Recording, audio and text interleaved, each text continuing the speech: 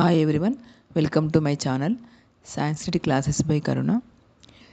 Degree third year 6th sem.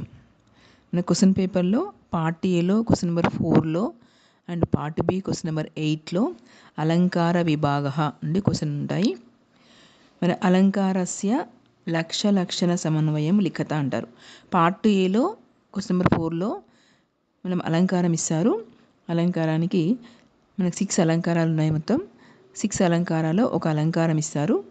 అలంకారస్య లక్షణం లిఖత అంటారు.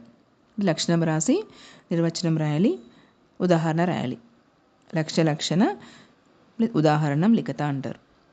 లక్షణం రాసి ఉదాహరణ రాయాలి పార్ట్ ఏలో.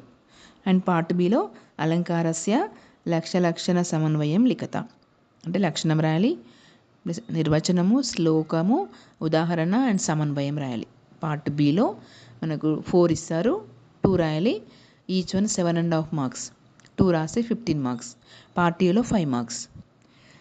అలంకారస్య లక్షణ సమన్వయం లిఖత. అలంకారం మనకు 6 అలంకారాలు ఉన్నాయి. ఫస్ట్ వన్ ఉపమేయోపమా అలంకార. ఉపమేయోపమ అలంకార. ఇలా ఉపమేయము ఉపమానము 2 ఉంటాయి. మనకు శ్లోక పర్యాయేన ద్వయో తచ్చేత్ ఉపమేయోపమా మత.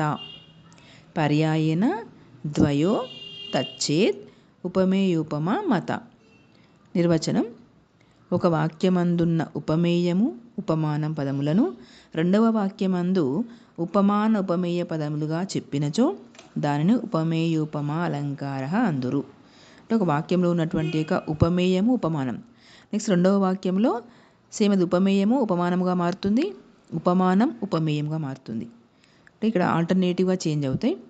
ఉపమేయం అంటే మనం పోలిక తెచ్చుకున్న వస్తువు, ఉపమానం పోల్చే వస్తువు. ఈ రెండు కూడా మనకు సెకండ్ సెంటెన్స్లో చేంజ్ అవుతాయి. Okay, where 2 words of a sentence that is ఉపమేయ అండ్ ఉపమాన ఆర్ బికమ్ ఉపమాన అండ్ ఉపమేయ ఈ second sentence alternatively is called as ఉపమేయోపమా అలంకార. మనకి ఫస్ట్ సెంటెన్స్లో ఉన్నటువంటి ఒక ఉపమేయ ఉపమానము సెకండ్ సెంటెన్స్లోకి వచ్చేసరికి చేంజ్ అవుతాయి. ఉపమేయం ఉపమానంగా మారుతుంది, ఉపమానం ఉపమేయంగా చెప్పబడుతుంది. దీన్ని ఉపమేయోపమా అలంకార అంటారు. ఉదాహరణం: త్వయి ధర్మ అర్థ ఇవ అస్తి. పూర్ణశ్రీ అర్థ ధర్మ ఇవ అస్తి. రాజా, నీ యొక్క ధర్మమే అర్థం. ఇది ఫస్ట్ సెంటెన్స్లో. ఇక్కడ ఉపమేయం ధర్మం, ఉపమానం అర్థం. సెకండ్ సెంటెన్స్లోకి వచ్చేసరికి రాజా, నీ యొక్క అర్థమే ధర్మము.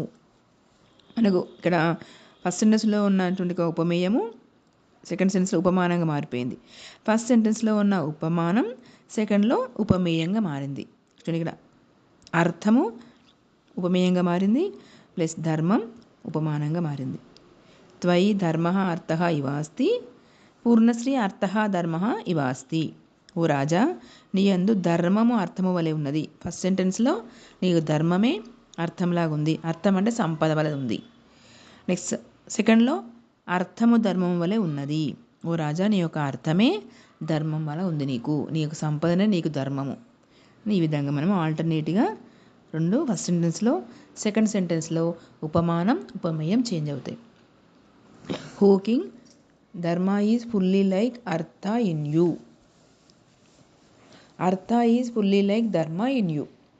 రాజా, ధర్మ ఈజ్ ఫుల్లీ లైక్ అర్థ ఇన్ యూ. అర్థ ఈజ్ ఫుల్లీ లైక్ ధర్మ ఇన్ యూ. నీ యొక్క ధర్మమే నీ యొక్క అర్థం, నీ యొక్క అర్థమే నీ యొక్క ధర్మం. నెక్స్ట్ మనం దీన్ని సమన్వయం చేయాలి అంటే వివరించాలి, ఎక్స్ప్లెనేషన్ చేయాలి. ఈ విధంగా మనకు ఉదాహరణని ప్లస్ నిర్వచనాన్ని ఇక్కడ ఎక్స్ప్లెయిన్ చేసి మనం చెప్పాలి. ఈ విధంగా జరిగింది. సమన్వయ: here in the first sentence ధర్మ ఈజ్ ఉపమేయ అండ్ అర్థ ఈజ్ ఉపమాన. ఇన్ ద సెకండ్ సెంటెన్స్ ధర్మ బికేమ్ ఉపమాన అండ్ అర్థ బికేమ్ ఉపమేయ. చేంజ్ అయినాయి ఇక్కడ. So the 2 words of first sentence that is dharma and artha are become in the second sentence upamana and upameya alternatively.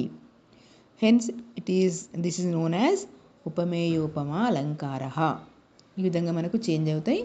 మనకు first సెంటెన్స్లో ఉన్నటువంటి యొక్క words second సెంటెన్స్లో మనకు change అవుతాయి. ఉపమేయం ఉపమాన అండ్ ఉపమానం ఉపమేయంగా చేంజ్ అవుతుంది. దీన్ని ఉపమేయోపమా అలంకార అంటారు. మనకు శ్లోకం ఉంటుంది, నిర్వచనం, ఉదాహరణ, సమన్వయం. పార్ట్ ఏలో మనకు క్వశ్చన్ నెంబర్ 4లో నిర్వచనం రాయాలి, ఉదాహరణ రాయాలి. తెలుగు రాయొచ్చు మరి ఇంగ్లీష్ రాయొచ్చు. నెక్స్ట్ పార్ట్ బిలో శ్లోకం కంపల్సరీ రాయాలి ఇన్ సాంస్క్రిట్లో. నిర్వచనం రాయాలి, ఉదాహరణ సాంస్క్రిట్లో రాయాలి అండ్ సమన్వయ కంపల్సరీ రాయాలి పార్ట్ బిలో. ఓకే, పార్ట్ ఏలో నిర్వచనం, ఉదాహరణ అండ్ పార్ట్ ఏలో ఉదాహరణ, నిర్వచనం అండ్ పార్ట్ బిలో శ్లోక, నిర్వచనం, ఉదాహరణ, సమన్వయం. ఇది మనకు ఈచ్ వన్ 7.5 మార్క్స్. 2 రాస్తే 15 మార్క్స్. ఉపమేయోపమా అలంకార. ఈ వీడియో మీకు నచ్చినట్లయితే లైక్ చేయండి, షేర్ చేయండి, సబ్స్క్రైబ్ చేయండి.